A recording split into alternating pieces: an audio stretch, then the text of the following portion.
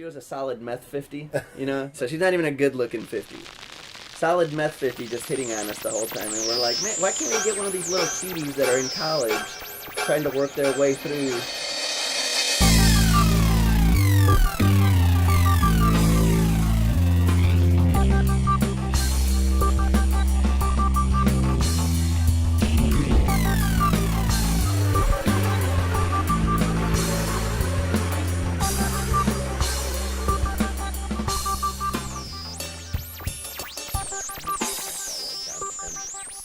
Before we get into that, because that's going to be for 8 hours. Right, because we can talk forever. We need to add another day to jits. Yeah. Okay. Yeah, because I'm feeling like Saturdays are gravy right now. They're awesome. Yeah. But that's long enough for me to forget the fine details of the shit that I want to work on. You know what I'm saying? Mm-hmm. So, like, those escapes, like, I've been going over them in my head. Yeah. But I'm like, man, like, that's great to think about. I need some muscle memory. Practical application. Yeah. And I need to get some rolls in where I'm just, like, looking for that. You know what I mean? We can just go live from those positions and stuff. Yeah. The drill will be that person just test it. Well, Avoid I mean, the sweep. You already get me in those positions at will, so we'll just roll. Yeah. And then True. you'll get me there in 20 seconds. And then I'll work my way out. Right, okay. Because there might be the one opportunity I have to work the top game. So we got to let that happen naturally if it's going to happen. Well, I think the way we train, because you find yourself on the bottom. Right. You know what I mean? Just nothing wrong with it, but through your training, that's where Right. you found yourself. So we got to work from there. Yeah. We can't rebuild everything. You already got a strong base, man. We just work from there. All right. Start, we're on the bottom sweep, top game submission. Exactly. You know, and then from there, we go, okay, how do we even avoid this bottom stuff? Toss, boom, top game, you know. Exactly. You know, stuff like that I think we can do. Yeah, those sweeps, those are nice sweeps, aren't they? They're beautiful. That's all I've been thinking about. Both of those from Saturday, and then the others from...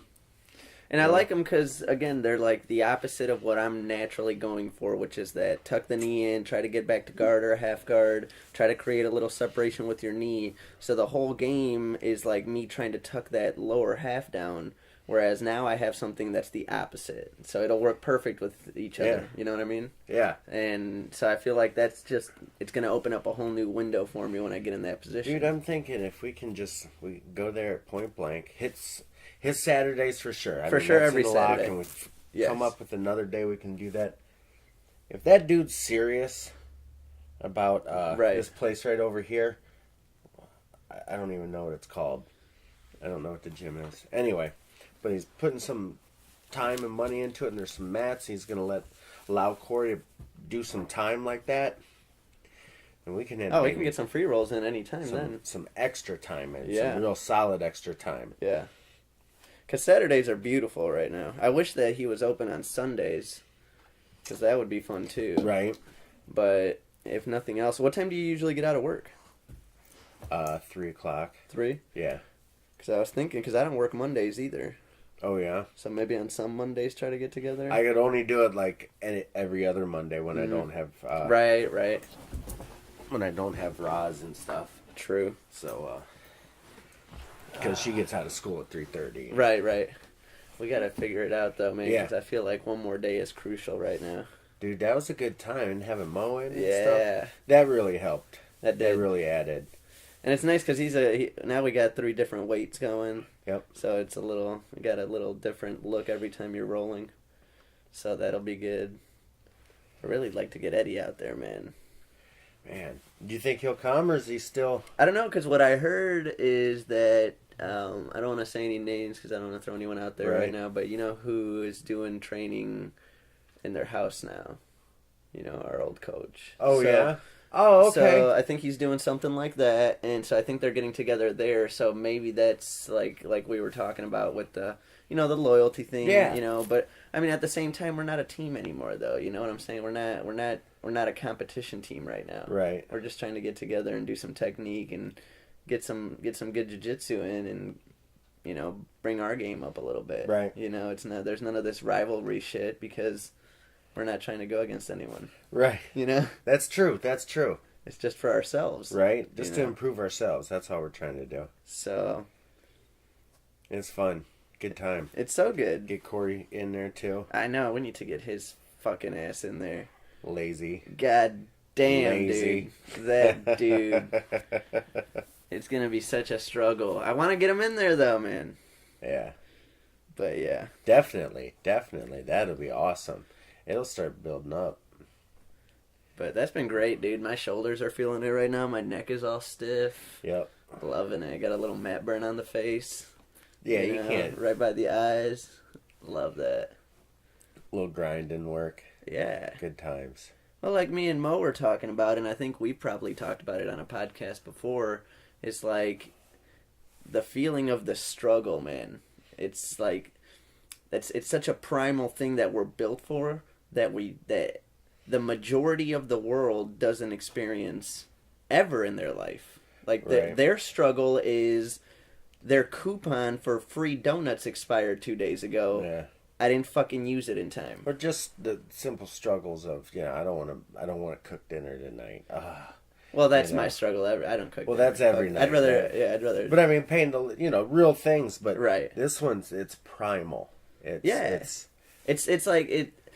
It's the essence of what we do as an animal. That's the very essence, and it's like getting that out. And it's in a safe way, obviously, but at the same time, while it's going on, as we always say, like, yeah, we stop because we decide to stop, but if we didn't, we'd be breaking each other's limbs or choking each other to death. I mean, that would be the end result. Having the knowledge to do that and create, And so having to go through that and the struggle and having to fight off and just not allowing that to become a reality, because if it was in a real world situation or a primal situation back in the caveman days, if you give up that choke, you give up that armbar, you're fucking done. It's over. That's the end of the line for you. Yep. Or you get maimed, and then what? And then what are you going to go hunt? Yeah. Something's hunting you now. Now you're fucked. And that's why you got to get together and do that, so you could have the ability to continue the tribe, Hell yeah. Agreed. Love it. So yeah, I've been feeling great, man. Like I definitely mentally feel, I'm already feeling better. Like I already feel, the feeling like when you're in fight camps or you're just training consistently like back in the day, and you just feel comfortable all the time. Yeah. Like there's not any uncomfortable situations because you get those out for 2 hours every day. There's nothing that's going to be as uncomfortable as that shit. The hardest thing that you're going to do. Yeah. Is volunteer, Yeah, it's voluntary. Exactly. Yeah. So, like, that's... You know how you feel at that point when you absolutely. You feel like you're on top of the world. I walk out just feeling great, humming and singing with the bounce in your step. Cause you feel good. You finally... And maybe it's just certain mindsets. People with certain mindsets. I feel so balanced and back to a base zero afterwards. Because... Good way to put it. Before I get to that point, I'm either low or high, right? Right. And it balances me right back out, and it's good to have, man. It's like a check valve, Well, it's kind of like what we were just saying. It balances you out because it starts to put shit in perspective. Like, oh, this is what real difficulty is. This is real struggle.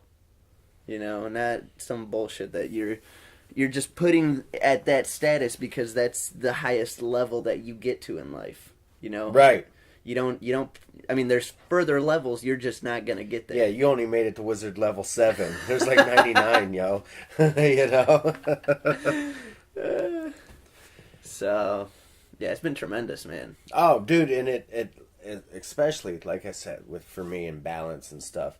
Because, I run through struggles, man. I dive deep, man, and fucking end up on the couch, you know what I mean, for fucking weeks at a time. It is what it is, But I get out and I get to roll, and it brings me back out, and I'm like, okay, all right, yeah. It's good again. It's good. You got that out. Don't forget that, Don't forget who the fuck you are. Right. You know what I mean? And it's like, nice exhale. Fucking... Today's been solid, looking forward to fucking doing this shit. Hell yeah. And, ready to keep going. Keep the energy going? Yeah, keep the energy going. I feel you. I feel you. See, I feel like that is kind of like Henzo Gracie. He says that when you step in the cage or you in a fight, that's when you see the real person come out. And like you just said, it brings you back to who you are. You have to see who you are. And if you're in the middle of a roll and you're just, that feeling when someone's got you on side control and it feels like 14 cinder blocks on top of your chest? That's the worst. And you're just like, man, I just hope this dude like just sneaks a guillotine in me, or like maybe catch a Kimura here, grab this arm over here. And you want to do that, but at the same time, pride. You dig in and you go, no, fuck that shit. I'll struggle if I have to. But yeah, you want to finish the fight, right. Finish him. Right, that's exactly. Switch the mindset up. Yeah. Because you see the guys in the gym all the time that get in that position and then they just allow themselves to get tapped and re-roll. To get their restart. And that'll happen sometimes. Don't get me wrong. In practice especially, if you get it, you get it. I'm not going to fight too much in practice. Right. Like with Corey, that sit-through, Scarfo, catches me all the time. The leg Kimura? Yes. That leg Kimura. All the time. I know it's a mistake I'm making because I'm giving it to him somehow. Right. I don't fight that too much, man. First time I did, I was like, okay, no, we can't fight that anymore. Yeah. That's a solid, legit thing. I'm fucked. Right. Right. But let's say a choke or like I said, not actually the submission itself. Right before they're gonna get something, just kind of allowing to work it, because you want to take that breather.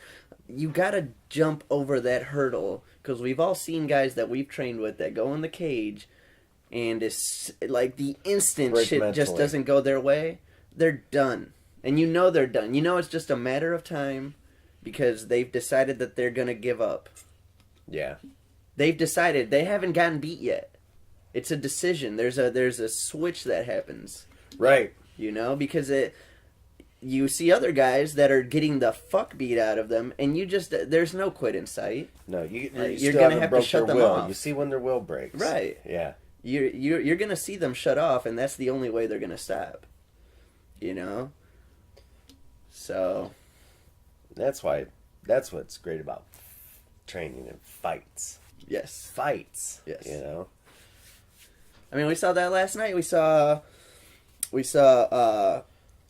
both Robbie Lawler and Johnny Hendricks. They both showed a lot of heart in that fight. Both were getting cracked a lot. Yeah. And there was no quitting in either of them. Huh. And you see that they know who they are, and they know how far they're willing to go. Yep. Yeah, that was a good fight last night. Good fight, man. I was pretty happy with the results. But I guess we're so conditioned now to bad judging that we guess how the judges are going to guess when we're watching it. Like, oh, I bet the judges would score it this way. Right, instead of what we think. Instead of what we think. No, that's true. Because that's what we did. I mean, at first we all thought Johnny Hendricks won on the judges' card. Now, whether it was on the judges' actual card or not, that's what we were going with because that's what we were waiting on their decision, Right. But it was so close. It was. See, those rounds could have gone either way, and with that kind of wall install technique, I think it went against him. That was awful. I think it came down. How did you score the fight? I gotta think about the fight now. Rounds 1 and 5 definitely to Lawler. Definitely, because he came out. Lawler came out, hit him with about 30 knees to the stomach. I think really, just guns blazing. Yeah, just went after him there and took the round. That little takedown at the end, nothing. It didn't accomplish anything. No.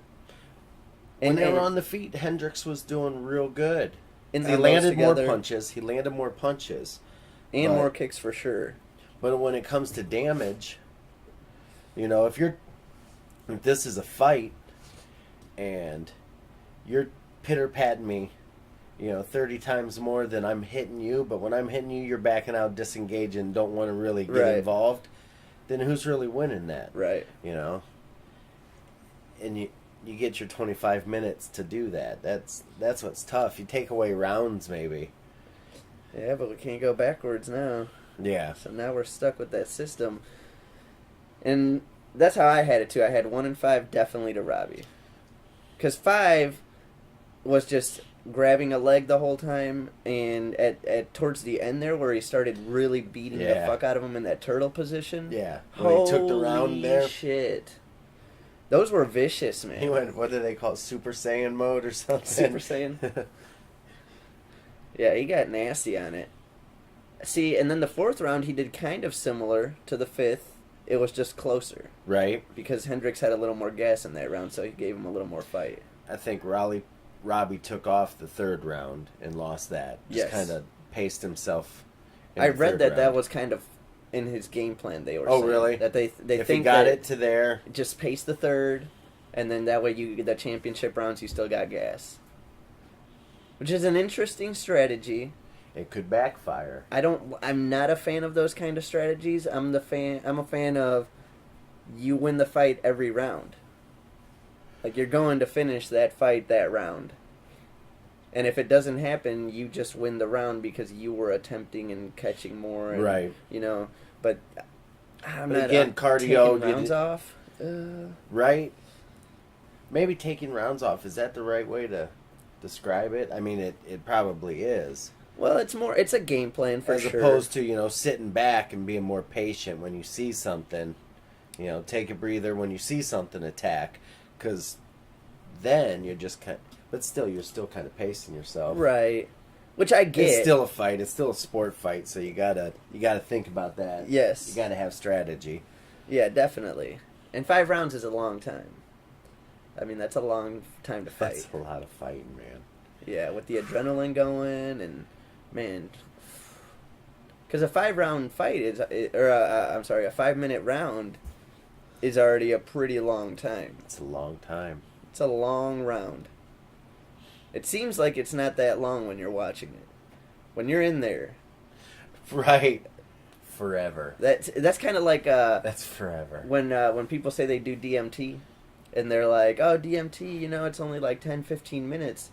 And my buddy, he was like, oh, you should try it, And I'm like, well, I'm in. It's only 10 minutes. I can handle anything for 10 minutes, It's the other shit that sometimes I go in with a little more caution because I know it's going to be... hour trip. Yeah, I know it's going to be a day, right. know? So I gotta prep my mind for that shit. DMT, so I'm like, yeah, I definitely want to do it. I'll do it whenever. And he's like, well, the thing is, though, is when you're in it, it feels like it's your life. Like, it doesn't feel like 10 minutes. That's the whole point, That's the, oh, wow. So that's so it's the same thing in a fight. It's like, man, you're gonna, even in an amateur fight, which is what I'm used to, what I used to do. So that's the only thing I can really speak for. But 3-minute rounds, man, seems like nothing. After the first minute, it seems like it's been 12 rounds. Like, what? This is still going? Why aren't the wood clapping yet? Yeah, right. Where's the 10-second mark? I'm gonna fucking flare at the 10-second mark. Right. Jeez, I'm tired. Arms feeling like rubber noodles. Yeah. Yeah, so it's that's a long time. 25 minutes? That's a long time to be doing anything. Right. Yeah, especially fighting for your life. Right. So that was a good fight. I agree with the decision. Yeah. I think good fun. The whole evening was pretty fun. You cracked me up, dude. When the waiter showed up, oh, man. You were looking at your menu, and you looked up and you looked right to Corey, and you're like, "What'd you say?" You're like, "I said it never fails. Never fails." Okay, let me set the scene. So, first of all, for some reason, when me and Corey used to go to Buffalo Wild Wings all the time to catch the fights, 95.9% of the time, we're getting either the nastiest looking chick or the fucking dude. And there's always only one dude working. There's one fucking dude, and that's the guy we get, right? And so we get there yesterday, and I said, because last time we went, me and Corey got some 55-year-old lady that was hitting on us that looked like... She was a solid meth 50, So she's not even a good-looking 50. Solid meth 50 just hitting on us the whole time. And we're like, man, why can't we get one of these little cuties that are in college... trying to work their way through, let me get a little something to look at while I'm watching the fights. You know what I mean? Right. Like, no disrespect. I used to be a waiter, but shit, It's always fun to flirt around a little bit with the waitress, right. Just have a little fun. You can't, and so I'm telling you guys that, and then sure enough, we get seated. I look over, and it's the only dude that's working that night. Slightly effeminate, I'll give him that. But a dude. Dude, he felt that vibe off you right away, too. he could tell you were very disappointed. I think he even apologized for being a guy. Did he really? Not directly. Oh, okay, indirectly. But he had apologized to you for a couple things. Yeah, you're right. I was like, that wasn't nothing to apologize over. Well, I think what happened is I felt some, like, a little, like he was getting a little perturbed when I brought up the whole Candy Corona thing. Oh, that's right. Because instantly he's like, we don't have those, we have regular Coronas. And I wasn't trying to be a dick, but I think after as it came out of my mouth, you know how you say something and as it comes out of your mouth, you listen to it and you're like, oh, I'm a dick. Yeah, that was definitely taken the wrong way. You know? Man, that was kind of an asshole thing to say. That was totally taken the wrong way. You don't have grenadine? No, I'm like, you have Corona? He's like, yeah. Do you have grenadine? Yeah. Okay. Oh, I didn't know what you meant. I'm sorry, you know? And then and then he like gave me this look like, you're a douchebag. You could have just asked me nicely that it's a different kind of beer or something, you know? And I felt like he thought I was trying to make him look like a douche, you know, for telling me he doesn't have it. Yeah, right. And I'm like, no, dude, like just top it off with you get the grenadine, top it off. He's like, oh, all right, how much you put in there? Like a splash, or how much? I said, just top it off, dude. Just top it off. There's only what, like a quarter of an inch between the top of the beer. You know what I'm saying? Take it to the top. Just top it off. Oh, okay. And then he was cool after that for some reason. Then he came back and he was like a different dude, right? Right. Like, oh, I got these for you guys, getting a lot of crazy looks, ha ha ha. Right, you know? Right. Or maybe like Corey said, maybe that's when he realized, like, if I want to get a tip from these dudes, I'm gonna have to be cool. I have to at least be a cool guy. He was. Yeah, he was cool. Away. Yeah. So seating was crazy. Awful. They have 9,000 TVs in there. 2 of them are on the fight. And they're both the ones where I have to break my neck to get a decent look. You know? You moved like 3 separate times. I gotta move over here. Oh shit, they moved it back. I gotta move back. Well, because I asked the girl, I'm like, hey, can we get the fights? Old dude runs over real quick, like, hey, I just talked to my boss. He says we can't change the fights. What are you talking about? It's a UFC night. That's why I'm here. I don't even live in this state. Right. You know? Like, you better give me some fucking fights. And then he's like, yeah, we can't do it. So I'm here over trying to snap my neck looking over at a TV. And then they finally turned it on a different TV that was on the other side, so I had to switch with you. And then they bring it back to the original TV I fucking asked for in the beginning. Right. You know? I felt like he did that on purpose. That was his way back at getting back at me. For the Candy Corona. He's like, Candy Corona this motherfucker. But they got it squared away after a while. Yeah. And it ended up being just a really cool time. Yeah. Yeah, I had a great time. Fucking saw the Red King. The Red King, waiting for his title shot. Yeah. He fucking... yeah. What the fuck am I thinking, dude? I said the Red King. He was there. The Red King, yeah, he was there. He was in there. They were showing him. Yep. You might have forgot who you were even talking about. Yeah, probably. He's gone through 18 nicknames in the past 2 years. So. He'll be getting the next shot, right? Or do you think he's next, I believe. You think they're going to throw him or Lawler Hendricks 3 right away? Well, I hope not. I hate seeing trilogies happen in the matter of a year and a half. Like, you got to let those build a little bit because it gets stale. You know, we've seen the matchup. Let's let these guys get better. Let's see them get different competition so they can build on their skill set. Give them a couple, 3 fights. Yeah, and then bring them back. Because otherwise, what happens if those 2 guys are at the top of the chart and then they have that 3rd fight already and they're still beating everyone else? Now what are you going to have? Fight 4, 5, 6? Right. You know what I mean? Right. So you got to let that draw out. And another interesting comment I saw was if, this will be a big if because no one's a bigger Nick Diaz fan than this guy. Right. If he beats Anderson Silva, because they're saying like, oh, him against Weidman, probably not the greatest matchup. you know, because of the wrestling. But he could go back down to 170, probably get an instant title shot because he just beat Anderson Silva. Right. And then the rematch between him and Robbie Lawler. That'd be badass. That would be dope. And that'd be a good matchup for him. Yeah. That's a good stylistic matchup and a good fight to watch. Yeah. You know? So, we'll see what happens with that Silva fight. I think they're going to do the Red King first. He's going to go up there. Yep. But then, you know what would be interesting? I think we need to see Lawler Diaz, too, regardless. That definitely has regardless of however that title thing you know what? out. I have a feeling the Red King's going to beat Robbie Lawler. You think so? I think so. I think he's got too many skills for Robbie. I don't know. Robbie put it to him pretty good when they fought. Yeah, but I feel like he's a confident young... He's one of those guys right now where every fight he's just elevating so much. You know what I'm saying? Like, he's at that point. So I feel like and he's hungry. He's a confident dude. You know, so I feel like he would go in there and put it on Robbie. I just don't see Robbie holding the belt very long. You know, his style is just... It's too loose. You know, those guys are super fun to watch. Mm-hmm. Those guys don't hold the belt that long. Yeah. You know, because they're fighting the top guys. So it's not like he's going to be fighting bums he can crack in the head every time. Right. You know, he's going to be fighting legit dudes. And I don't know if his style makes for good matchups with top guys consistently. You know what I mean? But then check this out. What if the Red King beats Robbie Lawler? I love how we just keep calling him the Red King. Well, that's what he is. The Red King. If the Red King beats Robbie Lawler, and Diaz, even if Diaz loses, it could be an interesting matchup to have him against Robbie for a number one contender, and then he could fight... Just even Robbie's, because you want him to cycle back through and have to build up. Right. That's a good first fight for Lawler. That's a good one. You know, that one, another win. Well, I think he would lose to Diaz, so I think that would derail it.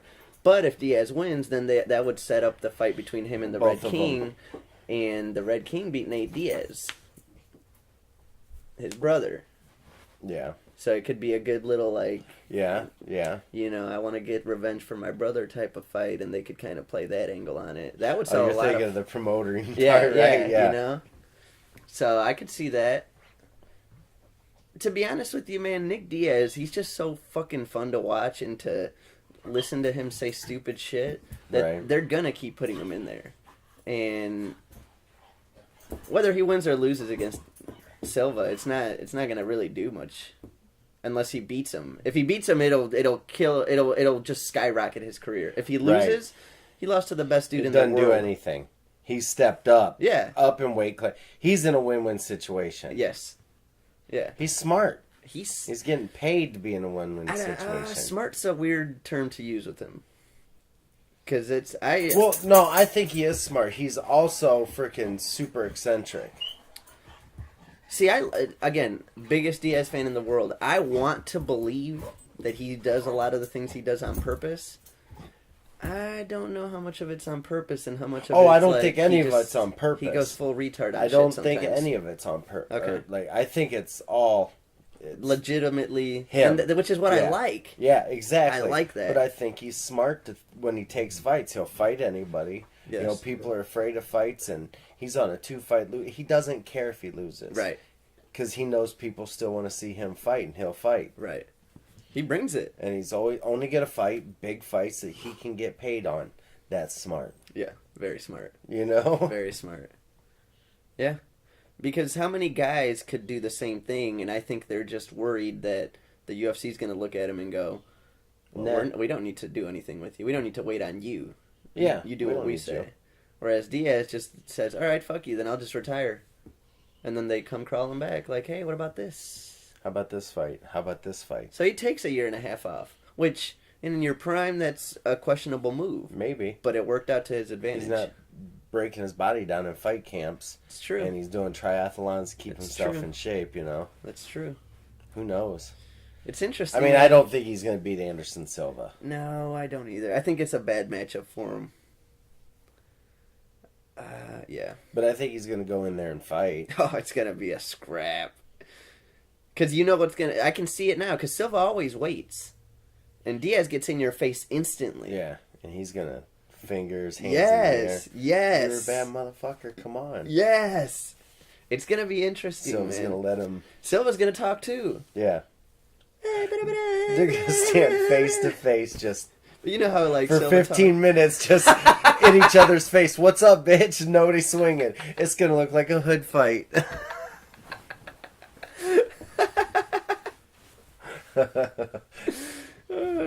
That can't happen, man. It's Nick Diaz. No, he'll swing on everybody. Right. That's what's gonna be interesting. Is like, man, is he gonna leave? Because he takes punches. That's part of his game. Is he does take punches.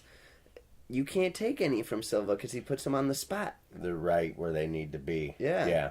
That's exactly what happened to Gilbert last night. Is Gilbert was rushing Pettis, but every time he would throw some bombs at him, right at the very end, boom, he'd get countered with a clean one.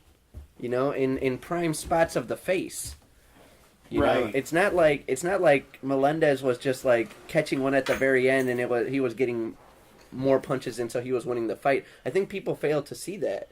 Is he was getting countered hard every time he'd get countered. They were solid. They were right on the spot. Straight. Yeah. Which is what ended up hurting him, is it's an accurate shot, and then boom. Stunned him. He said it best in the post-fight. You know, he's like, he was quicker to the punch. He was straight. I made a bad mistake. He capitalized on it. You know, he did everything he needed to do. Yeah. Because Gilbert's the guy you don't want to fight. Gilbert's just tough. Oh, he's in your face. Yeah. He's technically very good. Mm-hmm. Like, his punching and kicking is very good. His ground game is very respectable. And his wrestling's nasty. You know, like, you don't want to fight that guy. Tough as shit. I just watched the Diego Sanchez Melendez fight again today. Such a fucking battle, dude. Those two just decided to stand there and hit each other a lot. A lot. Well, I take that back.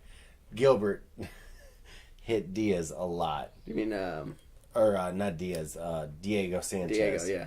Diego didn't hit so much. He threw a lot. He caught him with the one uppercut at the very third round. Yep. That hurt him and dropped him. The very third one. It was so third.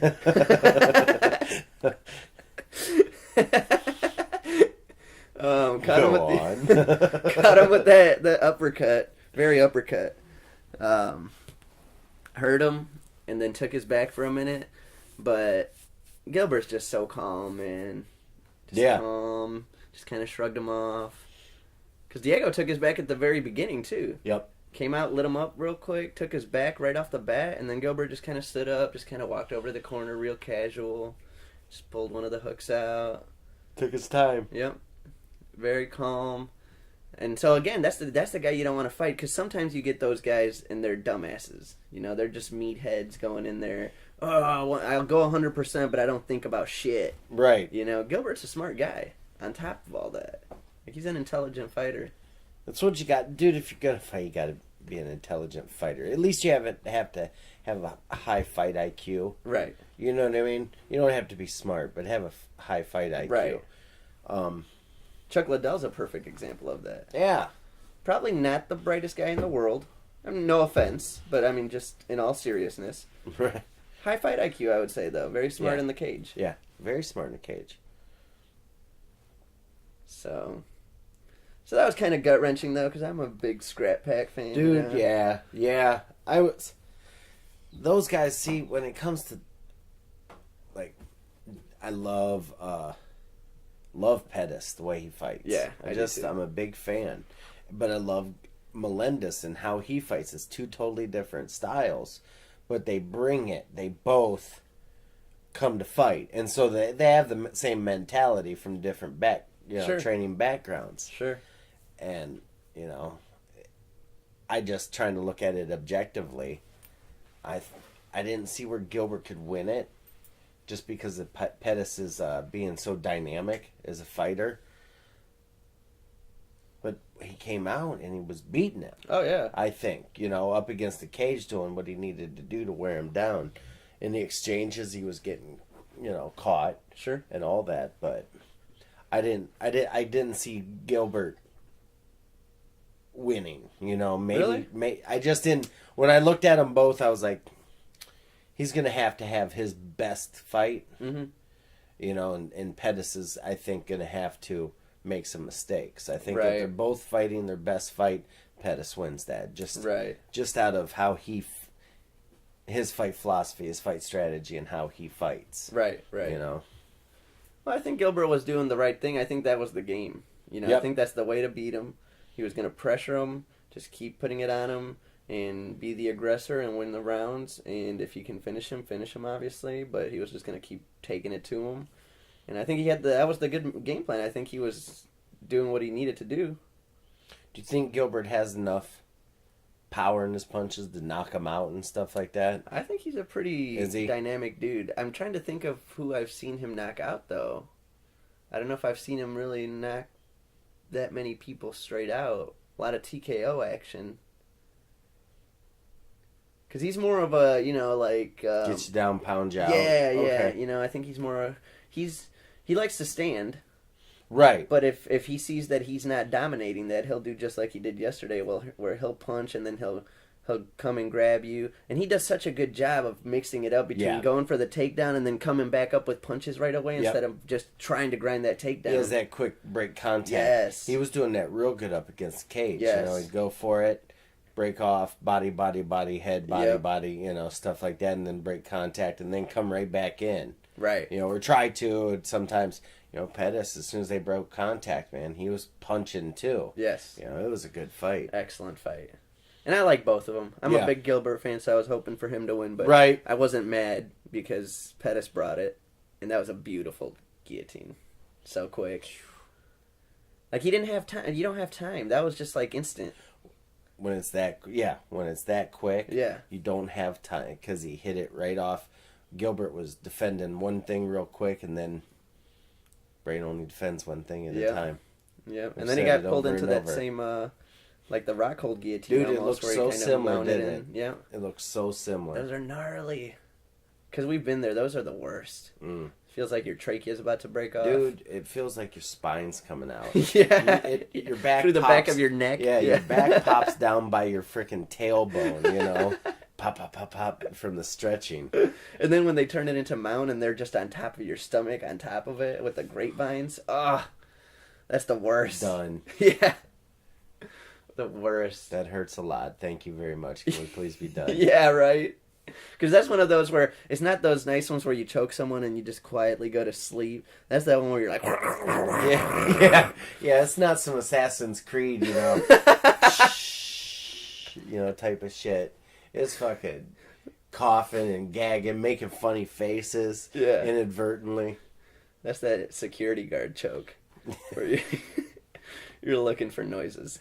Right, yeah. The gurgle sounds. Yeah. Oh, man. Ooh, nightmares. Yeah, I know, nightmares of those chokes. Oh, those are horrible. But so, that was a good fight. And then the big heartbreaker for me, as you know... Well, Todd Duffy won. What are you talking about?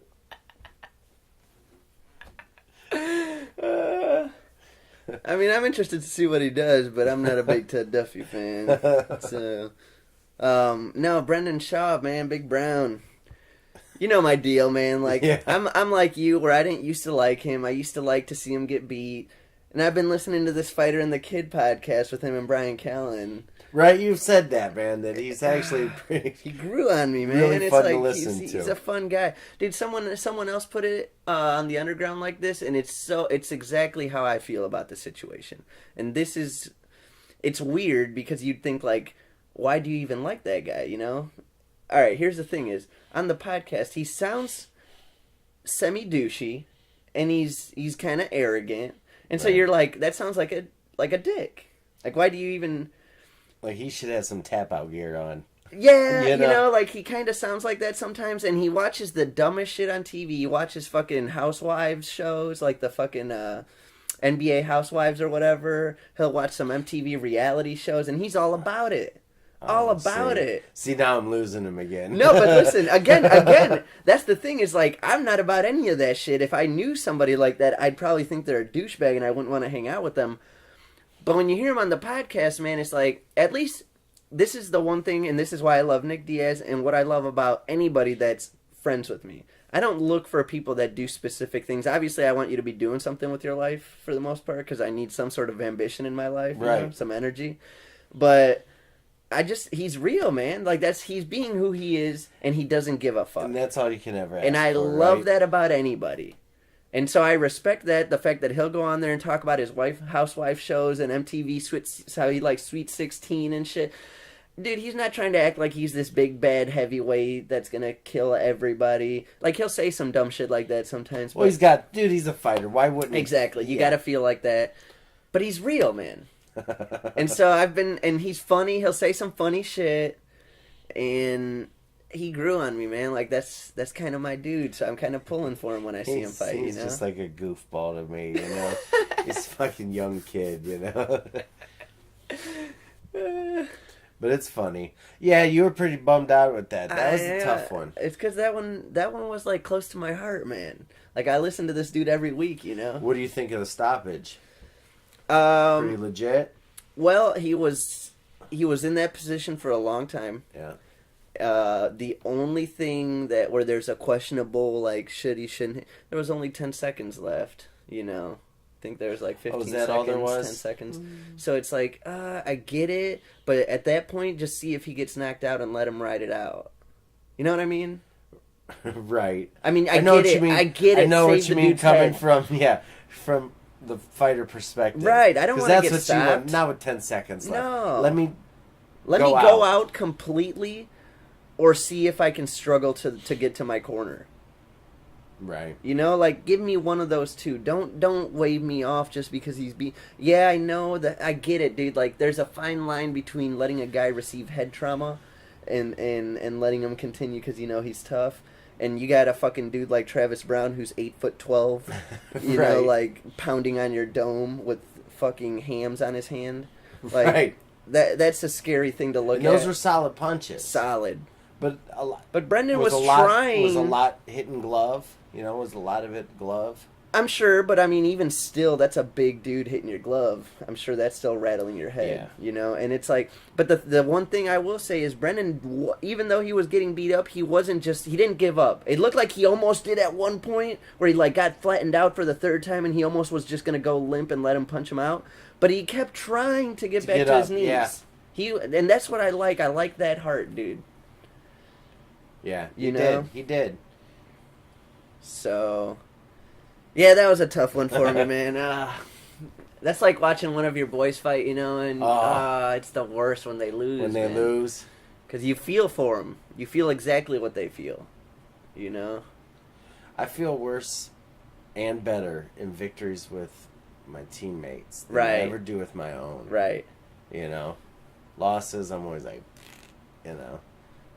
Nobody expects me to. I'm not disappointed in anybody. Just at my age and shit like that, just getting in there. You know what I mean? Dude, you always talk about your age like you're 112. Well, I'm past an age of, you know, still real competition and shit like that. And even starting at 31 when I started, you know, getting into competition in MMA. Even at 31, starting with no real background outside of some taekwondo and karate, you know. You know how that goes. Right. Okay, buddy. Okay, yeah. Black belt. Awesome for you. Right. You get that from Master Wong? Or? Yeah, exactly. Fucking Trang Do, motherfucker. But, what was I talking about? But you started at 31. Yeah, I just started at 31.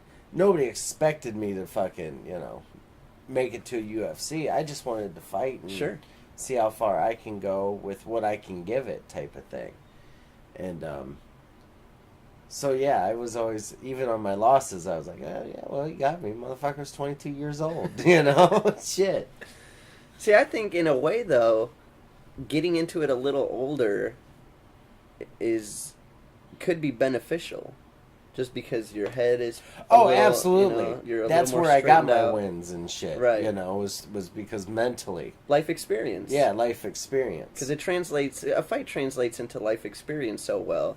You can also do the reverse, you know. I mean, do I think if I put like a legitimate 12-week training camp in and put 2 months getting in the proper conditioning to do a 12-week training camp, yeah, I could probably still fight I think you could. Know. you know, and it would just be a different fight style. Sure. Instead of standing there and banging, I'm going to hit you, and when we go to the ground, then I'm just going to choke you. Right. Or, you know, tap you or get up and hit you. Because I still always have the ability to throw down a solid punch. So that helps. Sure. But I'm not trying to trade punches with It's not the best anymore. philosophy, man. No. It's not good. Because that Gilbert Melendez-Diego fight, you look at that fight. After the fight, dude, Joe Rogan goes and talks to Diego Sanchez. I get it, he got hit in the mouth a lot, so that I'm sure his mouth was swole as shit. But the dude was getting a little, sounded a little punch drunk, man. Like, punchy? Yeah. Like, ooh. That's not good, dude. It's not. I get it. You're a warrior, and it's awesome to be that tough. But you got a whole nother life to live. It kind of feels good being in there doing that. Man. Oh, it feels good. You feel like a fucking lion. Punches, yeah. You take a good one to the jaw that hurts, and then you hit him with one right back. I'm ready to punch somebody. Yeah. Or they hit you in the jaw, so you dip down and catch him with one in the stomach. Boom, boom, boom. Back and forth. Last 20 seconds of the fight. Yeah, it's a good feeling. Yeah. Or the end of the round's coming and you hear the... Yeah. And then just start winging on each other. It's a good feeling. Your head does not like that shit. No, I mean, euphoric-wise, you're fucking, pumping just shit tons of dopamine through your body at that point. You know, everything feels great. And your brain afterwards goes, what the fuck are you doing, asshole? You know we got some shit after that. But that primitive part doesn't realize that. No, you're in it. You're in a fight for your life, man. Yeah. You know, and afterwards, like, you know you could have just taken a knee and been good, you know. That shit's gonna fucking hurt tomorrow. Yeah, or just back away and circle out the round, you know. Yeah, not good for the head. No, brain trauma. Don't want to do that.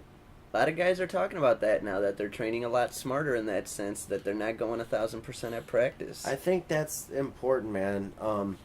You know, our old days, man, we're fucking just, it turned into, at times, for weeks at a time, just Fight Club. Oh, it was the Kumite. You know? Yeah, fuck yeah, dude. I mean, broken legs and... Yeah, dude, that was gnarly. Just crazy. I mean, shit. nose bleeding, you know, that's normal. You know, that'll happen. But some of the gnarly shit that happened, dude. Serious injuries. Oh. Like, that's brutal, dude, some of the shit that happened. You can stop that in the sparring, and you can change the training. Right. So it doesn't happen. Right. You know? And don't get us wrong, you do need to go 100% sometimes. See, I think that's the going 100% has nothing to do with physical. You know what I mean? It's physical sparring going 100%. It's all mental. You're pushing yourself. Right. In that one. And so... Well, I think even... Because I'm going to tell you this. I think in my development as a fighter, it helped me a lot to get put in situations of that murderous sparring. Because... It starts. You're terrified to go to practice, almost. You know, especially, you know, you're going in there and you know these dudes are going to go 125%. And especially when I first joined up at that camp, I had barely any stand-up experience whatsoever. You know what I mean? Like, I was a ground dude. Right. And so, like, a lot of those practices were terrifying when I first started, man. You go in and you're like, wow, I'm basically going to be in a fight today. But then when you go fight, it's like, I do this. Yeah, I'm in a fight every day. I do this. You know, so I think it is necessary to put it in every once in a while just to remind your own mind that, like, I'm in it. You know, I've done it. I can do it. I think we could do it smarter and safer. There is definitely. You know, maybe some headgear, shin guards. I'm not a fan of headgear. I know, but... Not a fan. It's such a... Shin guards, I'm all for. I'm not trying to Anderson Silva shit anymore. You know what I mean? That's scary. But shin guards I'm cool with. And plus, you gotta have those, because you can't light kick someone in the head. No. If you don't have shin guards, that's gonna hurt. Yeah. No matter how light you go. A shin to the forehead. Every time. Yeah. Every time it hurts. Or you're gonna knock a tooth out. It's gonna be nasty. Well, that's just things like, you know, we'd have people showing up, dude, that going to spar. You got a mouthpiece in? No. What? You're fucking retarded. No headgear and no mouthpiece? Yeah. Well, just don't hit me in the head. Then we can't spar. No, you're getting hit in the head. You can't limit that. No. You can't limit that. No. Some goofy bastards, man. But yeah, that seems to be the trend now. Good. I think you'll get a better product. I think so, too. A better too. fighter, a better athlete. Longer careers. Longer careers. Because you think, like, a lot of fans don't take into account the guys that get knocked out in the fight. That's not that much. You know, guys aren't getting knocked out repeatedly in fights. It's when you're getting those you're seeing birds in practice moments. Oh. Like that's fucking your head up. Whether you're okay after you have an experience that you can share that you talked about yesterday, but you think you're fine afterwards, and you're not fine. Your body's just on autopilot. Oh, dude, you're just going. Yeah. That time I took a shot. Yes, fucking lost the whole night. Yeah, I just remembered I lost the whole night. Yeah, I mean, you were sparring, texts. Right? Yeah, I was sparring. Got clipped. Remember getting hit. Remember getting hit again. Remember waking up at home the next morning. That's type of thing. Scary. You know, just kind of like, fuck, real confused on where I was and just thinking, wait, how did I get home? Did I drive home? Did I dream that? Was it just, just trying to think shit through like that? Like, and no alcohol. No alcohol, no. Just a straight punch to the head. And, yeah, sent texts, posted some shit. I remember you hit me up like 2 days later like, hey, did I text you a couple days ago? What did I say? Yeah, I was like, just that's weird. Loopy. Yeah. Loopy as shit, man. I remember waking up, going to work the next day, and everybody's like, you're all right? And I'm like, dude, I think I took a shot too hard to the head, I'm feeling fucking goofy today. I'm probably not going to drive or anything, so I'm going to do work in the office, right. Type of thing. All day. That's scary. Yeah. I mean, and that's just from a sparring session. The guy didn't hit me super duper hard. Right. Just hit me right. Now think about these guys that are UFC fighters that get that experience, and then they got to go train the next day. I didn't even go out, I didn't go down. Yeah, you were I didn't go just flat. woozy. Just out, yeah. I mean... Out on your feet, basically? Yeah, out on my feet, but still fought back. Finished out the round and shit like that. Just That's scary. Autopilot, fucking Chris Levin zombie mode, for the next 18 to 22 hours. Yeah, that's terrifying. Because these guys are getting those kind of shots all the time.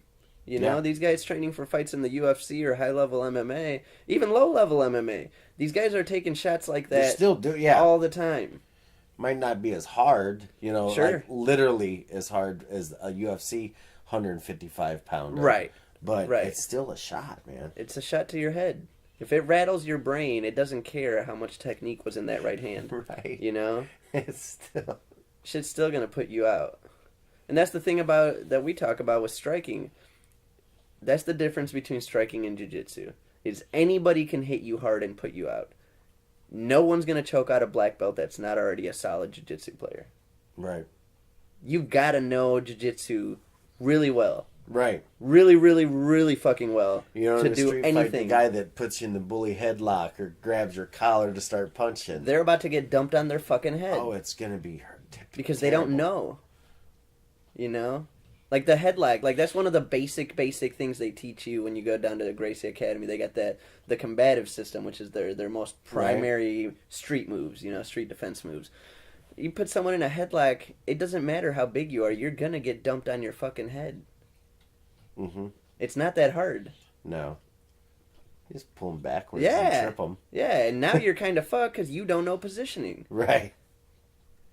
I love that. Mm-hmm. Yeah. Just hands around the waist and sit backwards. Yep, and they're going. They're coming with you. They're grabbing onto you. Right. They're helping you. They made it a part them a part of you. And guess what I'm doing? I'm going to do a backwards roll real quick. Right. You're coming with me. So, and it's the patience game, Whereas with fighting, someone that knows nothing, if they catch you with one you didn't see, it's still going to rock you. It's going to hurt you. So. And that's why we love jiu-jitsu. Yep. rolling all day. No head trauma. You can roll 100% and you're still safe. Yeah. As long as you're smart. And have good partners. That's the key. Partners. That's the key. You can have retards and you're going to get limbs hurt, but we've had that too. You know. So often. Yeah, they think they're like in the championship round of Abu Dhabi. They grab your arm. Before you know it, you hear a fucking towel ripping and it's your arm. That's what sucks because, you know, I'm always like, hey, you know, I have a job and kids and shit. Right. I'm not trying to make it to the UFC next week. I'm here to support you. Please don't rip shit apart on me. Yeah, exactly. Motherfucker, you know? Yeah. Then I'm walking with one shoulder higher than the other and can't turn my head, you know, for fucking 2 weeks. Somebody calls my name and I gotta do the whole fucking shuffle 180 degrees to look at them. Rotation's coming through when fucking you know who. Yeah. And you're just like, oh. This is gonna be a survival round. Because the last two guys, hey, all right, we did it right. That's how we sparred. Next guy comes up and you're like, just fuck.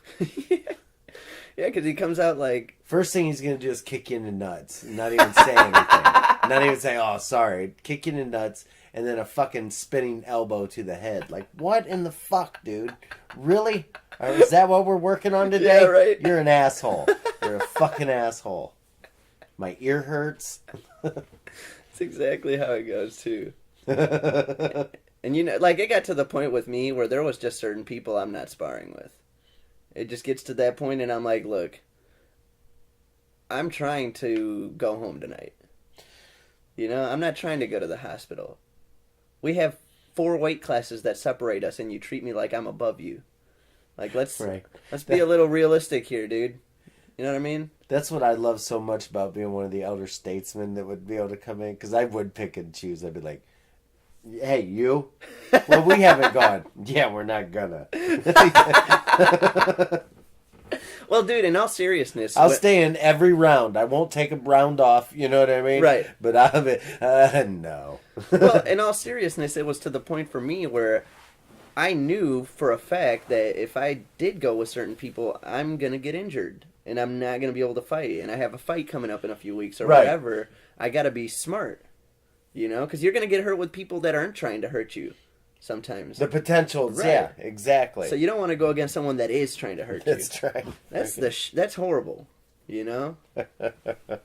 So, but, again, I do love the fact that I went through it. Absolutely. Wouldn't trade it for anything. No.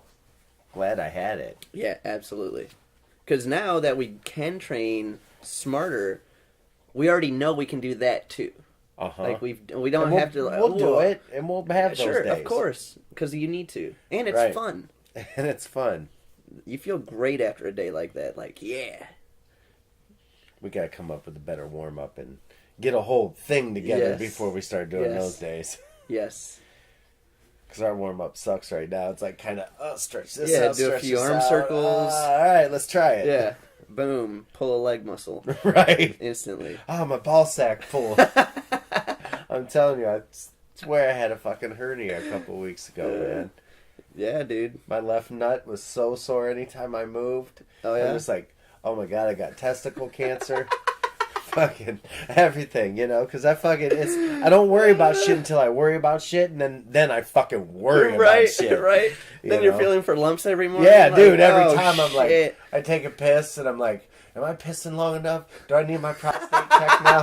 What's going on? Is that a sniffle? Is my immune system okay? Oh, fuck, man. But that one, you know, because I'll get myself... Being sick, fuck it. I got a great immune system, you know, shit like that. But like, that was my balls, man. Hurt. Yeah, like, those are the if kids. I'm gonna protect anything, you know, those are the boys. They got to be working. Yeah. Just not that I want them to work for the reason they are for it anymore. I'm done with that. Okay. No, absolutely done with that. But you know, for the other reasons we have them. Right. You need the man juice. Yeah, feel you a little bit. I feel it. What do they say? What do you? What's a cobra when you take away his venom? A fucking belt. You know? Fuck that, man. I'm not going around singing some Stone Temple Pilots Half the Man I Used to Be. Literally half the man. Literally, I just have to be smarter. Oh shit! Hell yeah, man! Pull out earlier, then right? Yeah. Isn't that what everybody? Yeah, I definitely want my nuts intact. Yeah, throughout my life. That's the plan. Yeah. If anything, if I can say anything for sure, that I will make a strong effort to keep those intact all my life. So if you got nothing else going and you meet someone and they're like, "What are you doing with your life?" Like, I got 2 working Protect nuts. my balls. Like, aren't you homeless with 2 nuts? I am. No roof over my head. Nuts. The boys work though. Yep. But this shit gets hard when it needs to. That shit works. Oh man. Well, I'll be interested to hear the Fighter and the Kid podcast when it comes out this next week, man. Hear what Brennan has to say. My boy Big Brown. Big Brown. Big Brown. And you know, another thing I like about him is he trains with Henner and Huron, the Gracies. Yeah. And that's where I started at the Gracie Academy. You know, that was my first jiu-jitsu, my first MMA, anything to do with mixed martial arts. That was my entry. And, you know, because I was a huge Hoist fan back in the day. That's what got me interested. Dude? It changed how people thought fights. Before Hoist came in, man, before they brought Hoist in, before the Gracies decided that, hey, we're going to throw this thing together to promote Gracie Jiu-Jitsu. Yeah.